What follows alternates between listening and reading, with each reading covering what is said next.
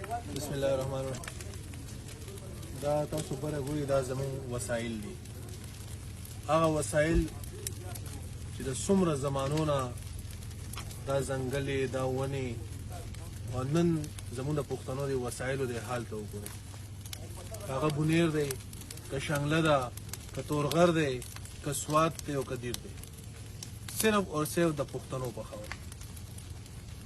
زموږ موجوده حکومت نه دا اپیل دی چې مهرباني وکړئ، اوسه پولیس تاسو طرف نه په دې باندې هېڅ قسم ته بیان مخې ته نه راغلی.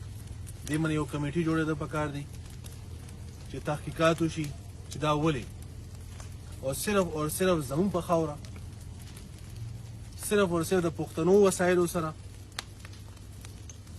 ریسکیو ولم لګیا دي، فارسټ ولم دا دلته موجود دي، سوکي واټر شیډ ولم موجود دي.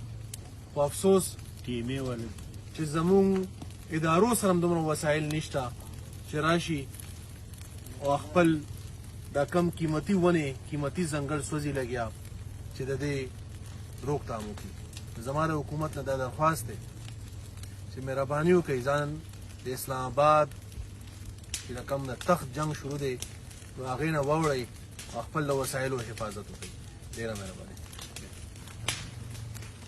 لاړو جي